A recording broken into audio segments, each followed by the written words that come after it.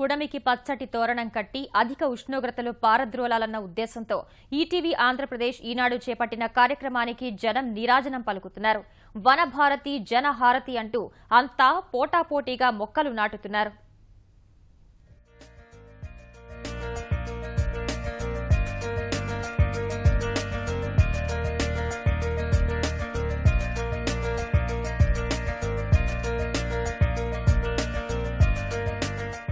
కలం పుస్తకం చేత పట్టాల్సిన విద్యార్థులు పర్యావరణ హితులుగా మారి మొక్కలు చేతబూనారు.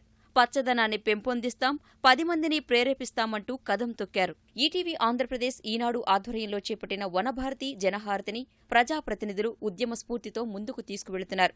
భావి పౌరులైన విద్యార్థులను సాధనంగా చేసుకుని ప్రతి ఇంటా మొక్కలు వెలిసేలా కృషి చేస్తున్నారు. విజయవాడ మధ్య నియోజకవర్గం పరిధిలో 2.5 లక్షల మొక్కలు నాటే కార్యక్రమానికి ఎమ్మెల్యే బోండా ఉమామహేశ్వరరావు శ్రీకారం చుట్టారు. అజిత్ సింగ్ నగర్లోని ఎంపీ స్టేడియం ప్రాంగణంలో నిర్వహించిన కార్యక్రమంలో మంత్రి దేవినేని ఉమా, ఎంపీ కేశినేని శ్రీనివాస్, ఎమ్మెల్సీ బుద్దా వెంకన్న, పలువురు కార్పొరేటర్లు పాల్గొన్నారు. వనభారతి జనహారతి శిలాఫలకాన్ని ఆవిష్కరించిన నేతలు అక్కడే మొక్కలు నాటారు. ప్రతి ఒక్కరం 10 మొక్కలు నాటుతామని ప్రమాణం చేయించారు. అనంతరం విద్యార్థులకు మొక్కలు పంపిణీ చేశారు. జీవకోటికి ప్రాణాధారమైన మొక్కను నా ఇంటి వద్ద, నా చుట్టుపక్కల పరిసరాలలో మొక్కల్ని నాటుతాను. ఇవాళ విజయవాడ, బెజవాడ, బ్లేజవాడ అనకుండా మన కొండల మీద కూడా హెలికాప్టర్లు పెట్టి ముఖ్యమంత్రి గారు మరి ఇవాళ విత్తనాలు చల్లించే కార్యక్రమం చేస్తున్నారు. త్వరలో మీరు అవన్నీ చూస్తూ ఉంటారు. ఈ నగరంలో కృష్ణమ్మ తల్లి దగ్గర స్నానం చేసి కనకదుర్గమ్మ తల్లి దర్శనం చేసుకోవడానికి కోట్లాది మంది భక్తులు ఆగస్టు 12న వస్తున్నారు. కాబట్టి మరి వాళ్ళు వచ్చే లోపల చెట్లు కూడా నాటి పచ్చగా చేసుకుందామా? విజయవాడ పచ్చగా ఉండాలా? ఒక మనిషి 10 మొక్కలు అంటే మీరు మీ అమ్మ నాన్న ముగ్గురు ఇంట్లో ఉంటే 30 మొక్కలు నాటాలి, 30 మొక్కలు పెంచాలి. ఇంట్లో అంత స్థలం లేదు కదండి అంటే మీ ఇంటి ముందు 4 పెంచండి, ఇంటి వెనకాలో ఇంటి పక్కన 2 మొక్కలు పెంచండి. ఎన్ని వీలైతే అన్ని మొక్కల్ని నాటుతమే లక్ష్యంగా అందరూ పనిచేస్తామని చెప్పి ఒక ప్రతిజ్ఞ కూడా ఈరోజు తీసుకోవాల్సిన బాధ్యత ఉంది. అనంతపురంలోనూ వనభారతి జనహారతి కార్యక్రమం ఉద్యమంలా సాగుతోంది. పట్టణంలోని ఆర్టీఏ కార్యాలయం ఆవరణలో వనభారతి జనహారతిలో భాగంగా ఎమ్మెల్యే ప్రభాకర్ చౌదరి, మేయర్ స్వరూప, రవాణా శాఖ deputy commissioner Sundar, municipal commissioner మొక్కలు నాటారు. కరవు, తీవ్ర ఉష్ణోగ్రతల ప్రభావం తగ్గించుకోవాలంటే అనంతపురం జిల్లాను పచ్చగా మార్చాల్సిన అవసరం ఉందన్న ఎమ్మెల్యే మున్సిపల్ కార్పొరేషన్ సహకారంతో ప్రతి ఇంటిలో మొక్కలు పెంచడం తప్పనిసరి చేస్తామన్నారు. నియోజకవర్గంలో 3 లక్షల మొక్కలు నాటడానికి ప్రణాళిక సిద్ధం చేసినట్లు వెల్లడించారు. టీవీ ఈనాడు వనభారతి జనభారతి అనేటువంటి ప్రోగ్రాం పెట్టడం అభినందిస్తున్నాను, ప్రశంసిస్తున్నాను, కృతజ్ఞతలు కూడా తెలియజేస్తున్నాను. ఈ కార్యక్రమాలు నిరంతరంగా జరగాలి. ఈ రోజు అనంతపురం అసెంబ్లీ నియోజకవర్గంలో 3 లక్షల మొక్కల్ని ఇంటింటికి సరఫరా చేస్తున్నాం.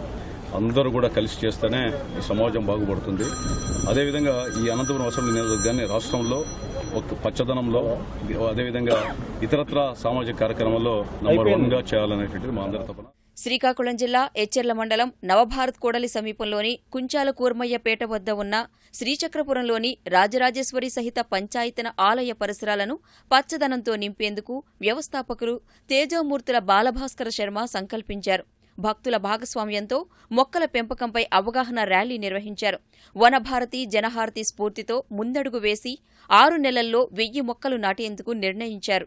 గుంటూరు అరండల్పేట 7వ లైన్లోని రంగనాయకస్వామి ఆలయం పక్కన ఈనాడు ఈటీవీ వనభారతి జనహారతిలో భాగంగా మొక్కలు నాటారు. తాడేపల్లి మండల పరిషత్ పాఠశాలలో వనభారతి జనహారతి కార్యక్రమంలో పురపాలక కమిషనర్ శివారెడ్డితో కలిసి విద్యార్థులు మొక్కలు నాటారు.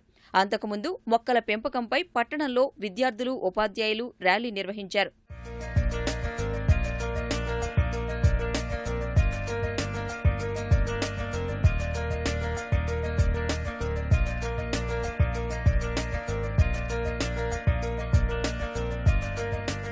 కడప జిల్లా మైదుకూరు పురపాలిక పరిధిలోని శ్రీనగరం పంచముఖ ఆంజనేయస్వామి ఆలయం వద్ద ఖాళీ స్థలంలో తండ్రి జ్ఞాపకార్థం ఆలయ నిర్వాహకుడు గోసెట్టి వెంకటరమణయ్య మొక్కలు నాటించారు. కర్నూలు నగరం మాధవీనగర్ రవీంద్ర పాఠశాల విద్యార్థులు మొక్కల పెంపకంపై అవగాహన ర్యాలీ చేపట్టారు. డోన్లోని శ్రీ వెంకటేశ్వర జూనియర్ కళాశాలలో మొక్కల పెంపకంపై అవగాహన సదస్సు నిర్వహించారు. మానవాళికి ప్రాణం పోసే మొక్కలకు ఊపిరిపోయడం ప్రతి ఒక్కరి బాధ్యతని వక్తలు పిలుపునిచ్చారు.